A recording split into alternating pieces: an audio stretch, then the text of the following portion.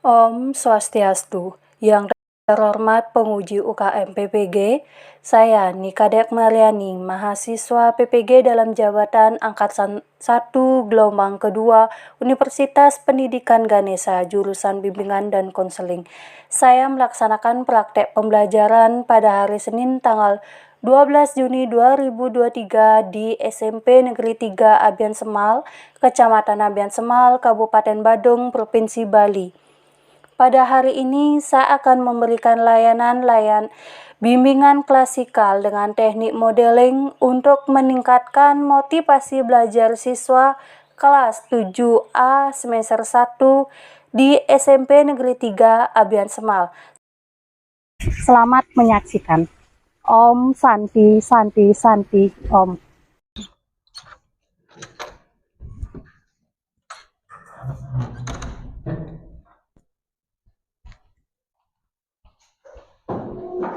Pada asana Panganjali. Om Swastiastu. Silakan duduk anak-anak.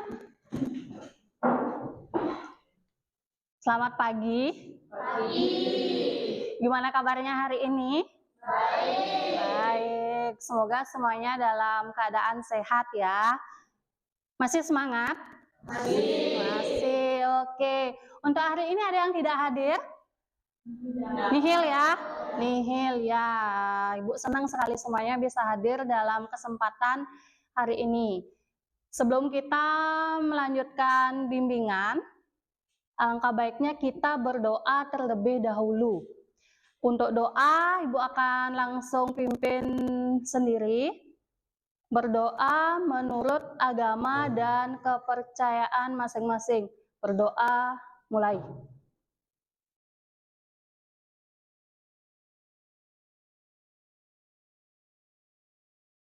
Berdoa selesai.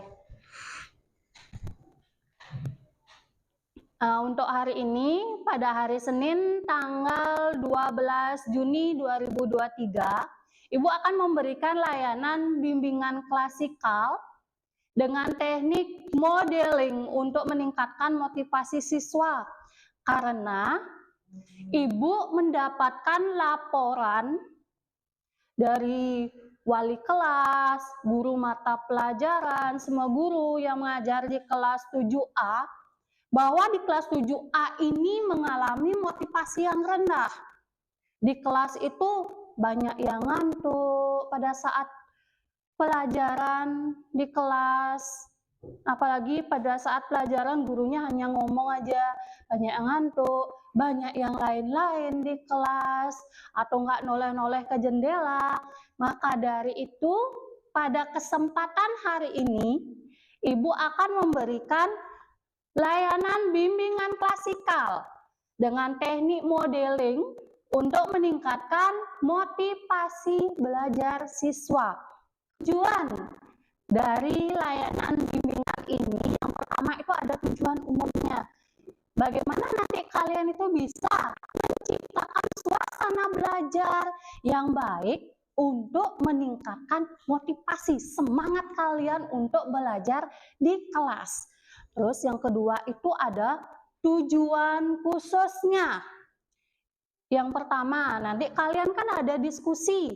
Setelah diskusi itu, kalian itu Ibu harapkan dapat menyimpulkan motivasi belajar dari berbagai pendapat para ahli yang tepat. Terus yang kedua itu adalah setelah kalian merefleksi informasi yang diperoleh di kelas, maka kalian itu dapat merancang strategi belajar untuk meningkatkan motivasi belajar dengan tepat. Terus yang ketiga itu ada melalui penayangan video. Nanti Ibu tayangkan videonya, sekalian itu ada teknik modeling yang Ibu gunakan, terus videonya itu bagaimana kalian itu bisa menjadi lebih bermotivasi untuk mengikuti pelajaran di kelas. Terus yang terakhir itu adalah setelah kalian berdiskusi kelompok dalam menyelesaikan masalah tentang rendahnya motivasi siswa itu, maka kalian itu akan dapat merancang langkah-langkah apa yang akan saya lakukan agar saya bisa lebih semangat dalam belajar. Oke? Masih semangat? Masih semangat ya. Nah, untuk layanan bimbingan ini Ibu akan memberikan selama 40 menit ke depan. Oke, biar nggak Ibu aja nanti yang ngomong, angka baiknya kita ice breaking terlebih dahulu. Setuju? Oke, nah ice breaking yang Ibu berikan itu, kalau Ibu bilang gajah, tangan kalian seperti ini. Kalau Ibu bilang semut, maka tangan kalian lebar. Kalau gajah gimana? Kecil. Kalau semut? Besar. Oke, kita mulai. Bisa mulai? Gajah. Semut. Gajah. Semut. Semut. Semut. Gajah, gajah. Gajah, semut. Nah, bingung ya. Gajah, semut. Ya, oke. Biar kita semangat ya belajarnya. Nah, untuk sekarang.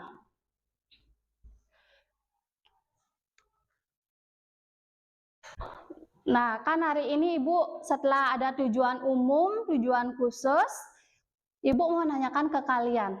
Ada nggak yang tahu motivasi itu apa? Oke, Desi? Menurut saya, motivasi adalah dorongan dalam diri sendiri. Oke, ada lagi yang lainnya? Ya, Sundari. Motivasi adalah Semangat. Oke, itu tadi sudah ada yang memberikan definisi. Kalau menurut kalian, motivasi itu menurut Desi adalah dorongan dalam diri sendiri. Terus menurut Sundari, motivasi itu semangat. Nah, untuk lebih jelasnya, di sini Ibu akan membagi kelompok. Kalian kan sudah mempunyai kelompok di persetujuan WA Group kan? Sudah. Nah, untuk sekarang kalian cari dulu kelompoknya. Pertanyaan tentang diskusi LKPD-nya sudah Ibu kirimkan lewat grup melalui Google Form. Nanti kalian bisa menjawab di sana ya. Silakan kalian mencari kelompok masing-masing.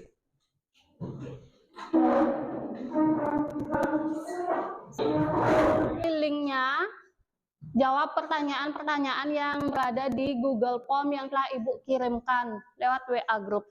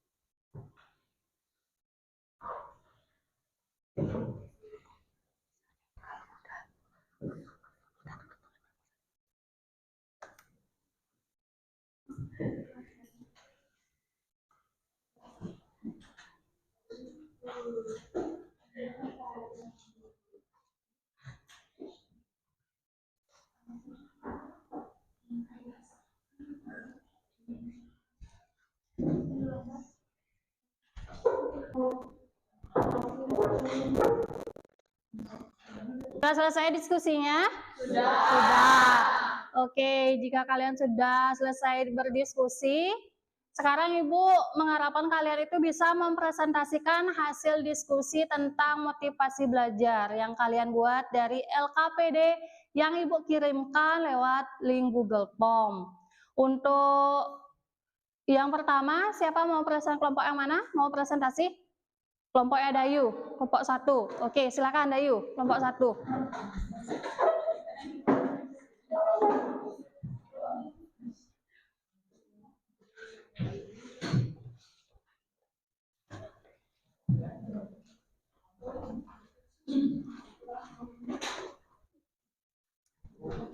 Paman Jali. Terima kasih atas waktunya. Selamat pagi semuanya. Berdirinya kami di sini akan mempresentasikan hasil diskusi kami dari kelompok 1 mengenai motivasi belajar. Sebelum dilanjutkan, kami akan memperkenalkan diri terlebih dahulu. Saya sendiri Dayu, dan di samping saya ada Arvin, di sampingnya ada Desi dan Sandra. Baik, untuk mempersingkat waktu, kami akan melanjutkan presentasinya mulai dari Arvin. Baik, saya akan memulai presentasi dengan soal pertama. Silakan identifikasi dan simpulkan motivasi belajar yang kamu ketahui, diskusikan dengan kelompok. Motivasi belajar adalah keseluruhan daya menggerakkan di dalam diri siswa yang menimbulkan kegiatan pembelajaran yang semangat dan dapat tercapai dengan baik. Soal kedua, diskusikan dengan kelompok dan buat rancangan strategi yang dapat kamu lakukan dalam meningkatkan motivasi belajar. Yang dapat kita lakukan dalam meningkatkan motivasi belajar adalah yang pertama, memilih metode belajar yang tepat. Kedua, memanfaatkan media belajar. Ketiga, menemukan lingkungan yang positif. Keempat, menemukan rasa nyaman saat belajar. Untuk soal ketiga, diskusikan dengan kelompok apa penyebab memiliki motivasi yang rendah dalam belajar. Penyebab motivasi belajar siswa rendah adalah guru tidak memberikan motivasi kepada siswa, siswa tidak menyukai cara pengajaran guru, dan motivasi dari sendiri siswa yang lemah. Hasil dari diskusi kami akan membuka 2 sesi pertanyaan. Mungkin untuk teman-teman yang ingin memberikan masukan, saran, atau pertanyaan, boleh silakan. Baik, Sergio. Bagaimana cara meningkatkan motivasi? Baik, cara meningkatkan motivasi adalah mengevaluasi pembelajaran, menciptakan suasana belajar yang menyenangkan, dan berani mengatasi rasa takut terhadap kegagalan. Ada lagi? Apakah sering bolos itu dapat mempengaruhi motivasi? Baik, bisa karena tidak ada dorongan dalam diri sendiri. Karena sudah ada 2 orang yang bertanya, kami akan tutup dengan Romo Santi. Santi. Oke, beri tepuk tangan dulu pada kelompok 1. Nah, itu tadi hasil diskusi kalian ya. Sudah banyak yang mengerti bagaimana kalian itu bisa meningkatkan motivasi belajar kalian di kelas agar tidak memiliki motivasi belajar rendah.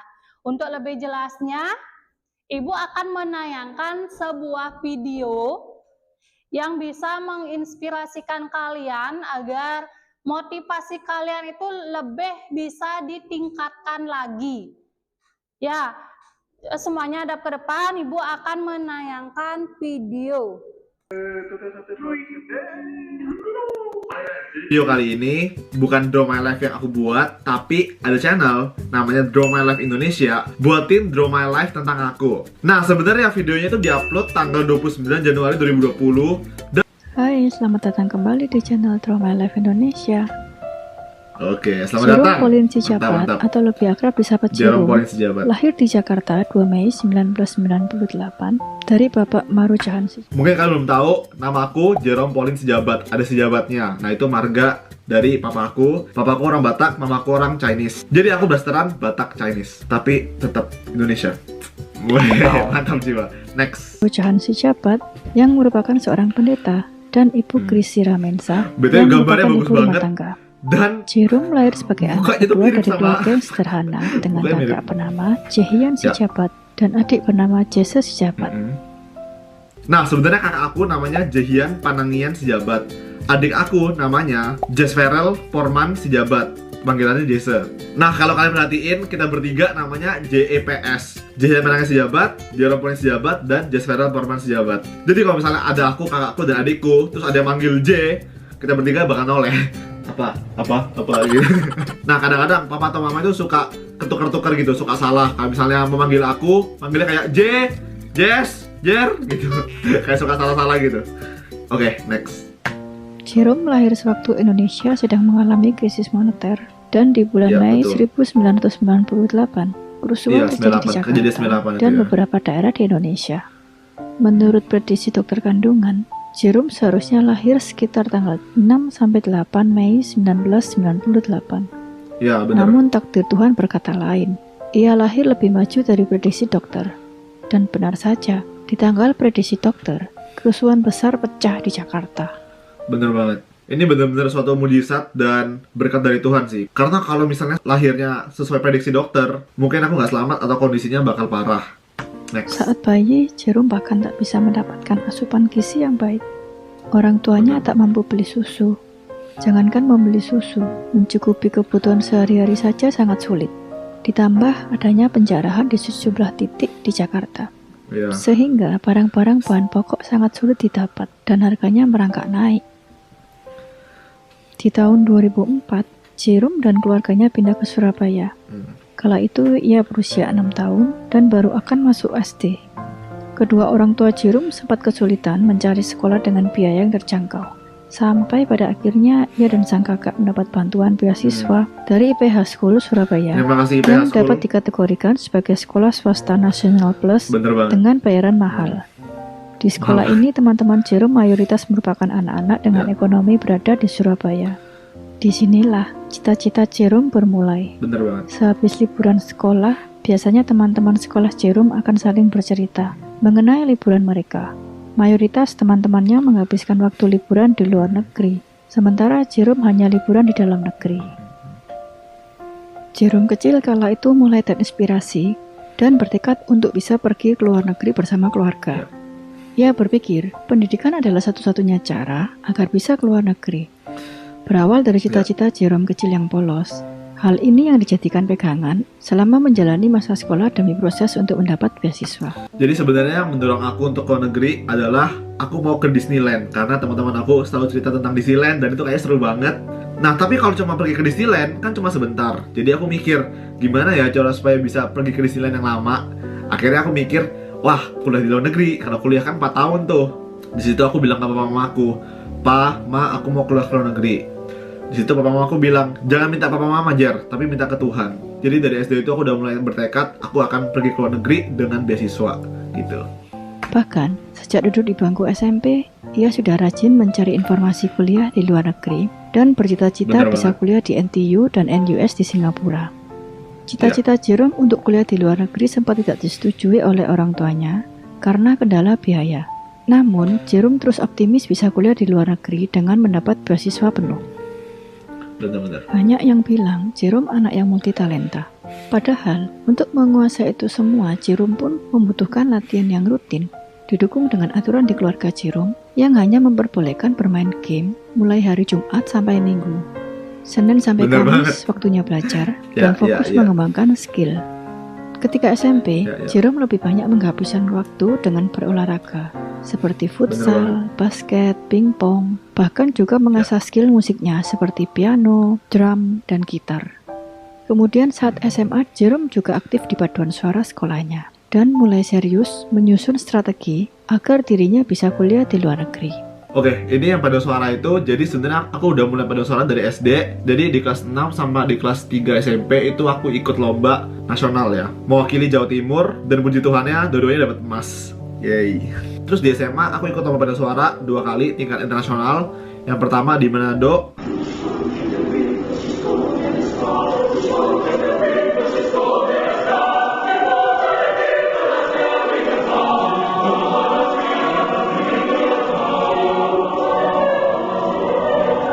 Yang kedua di Korea, Busan.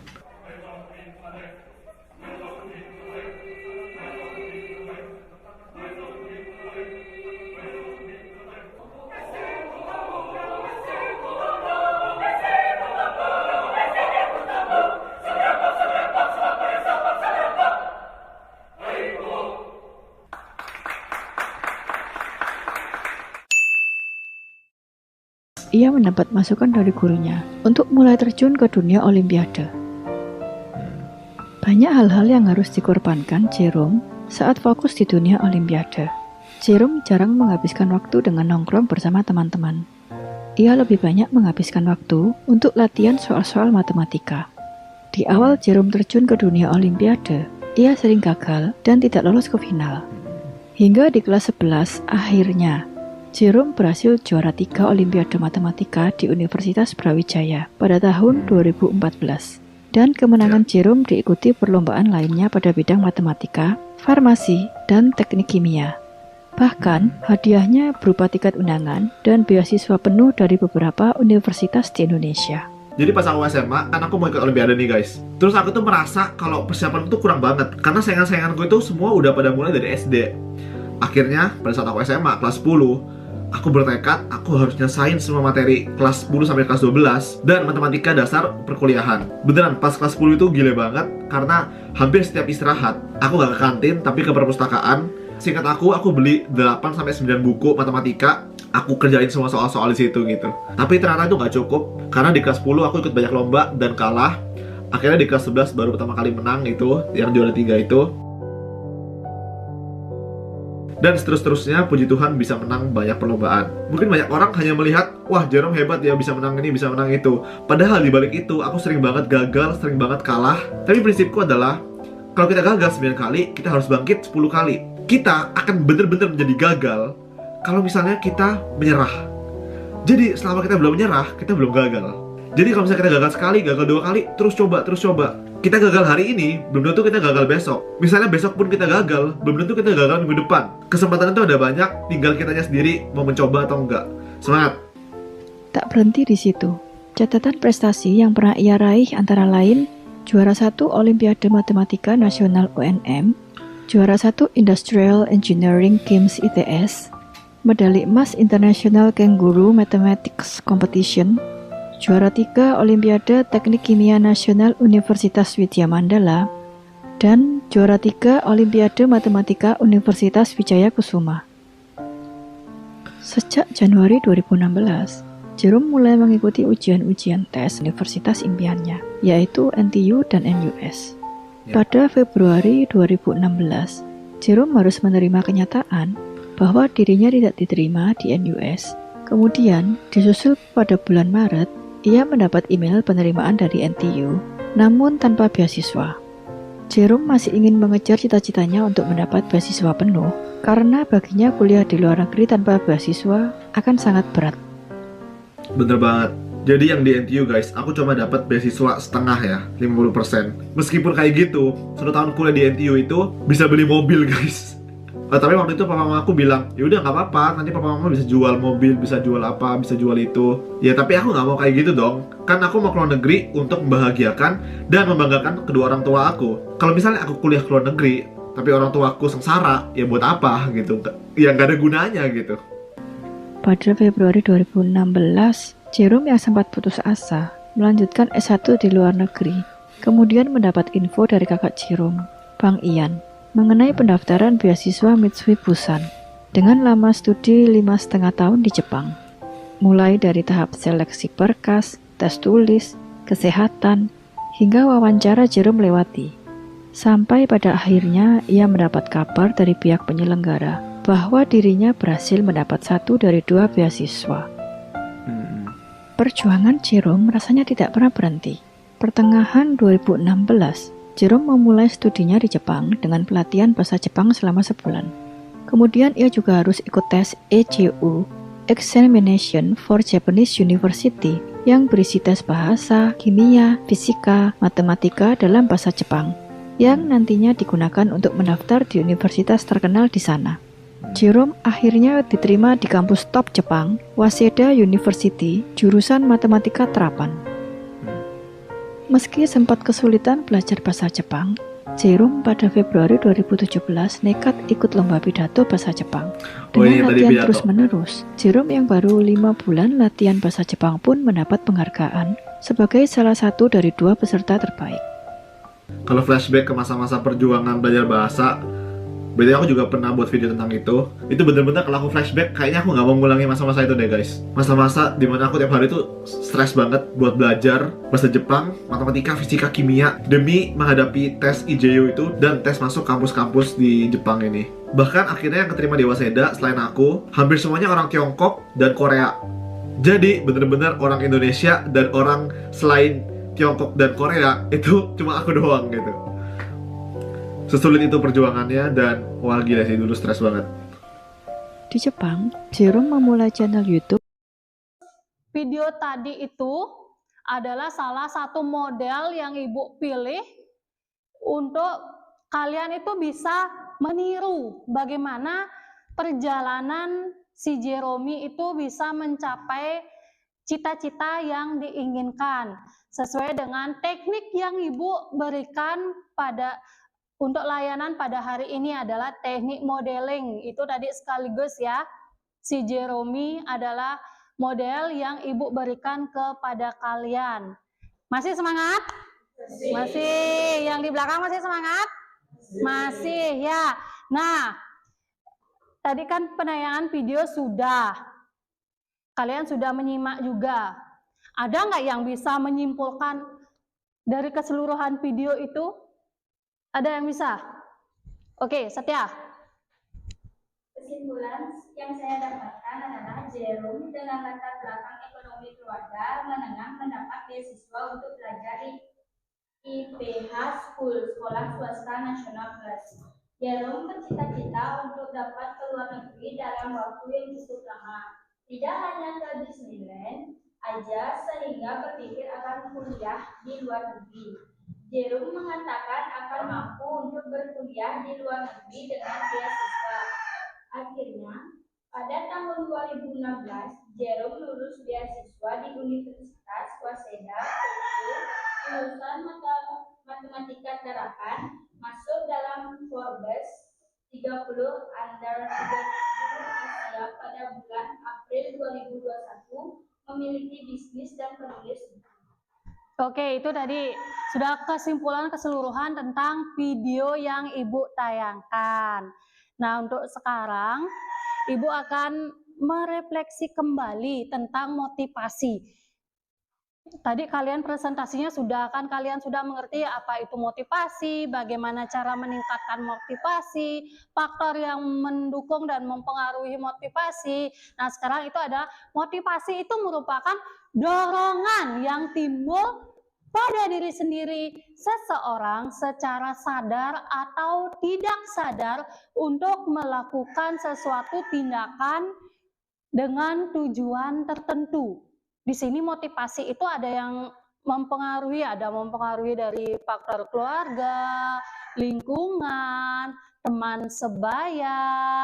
Ada nggak yang bisa merefleksi keseluruhan pelajaran layanan yang kita laksanakan pada hari ini? Coba acungkan tangan, siapa yang bisa?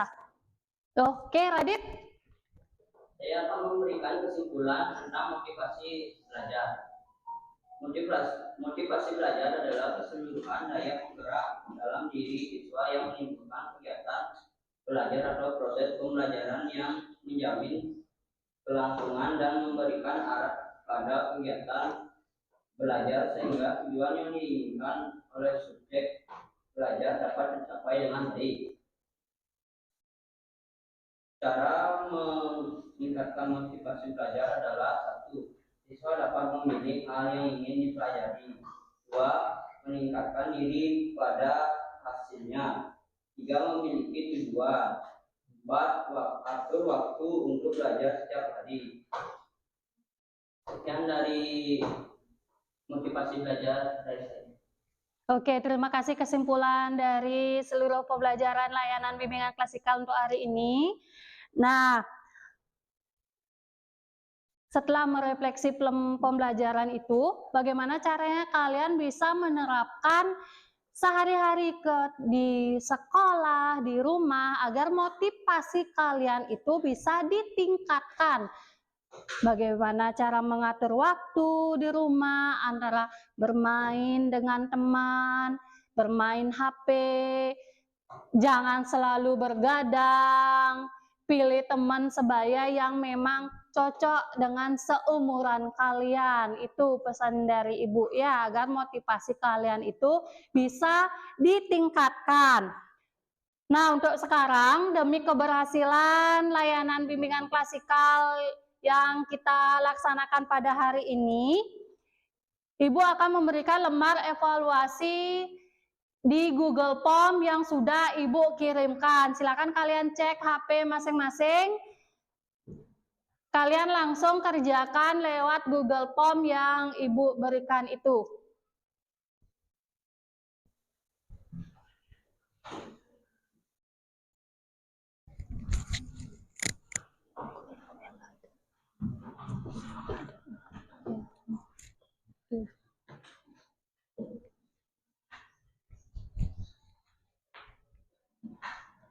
Oke, terima kasih. Kalian sudah mengisikan link Google Form tentang evaluasi pembelajaran untuk hari ini.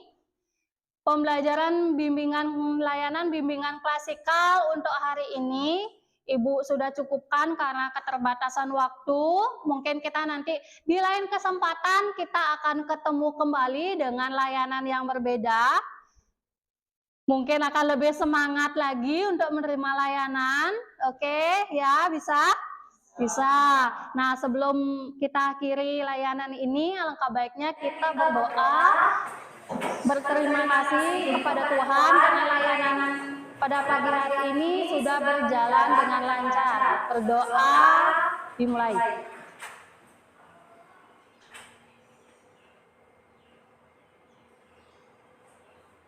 Berdoa selesai.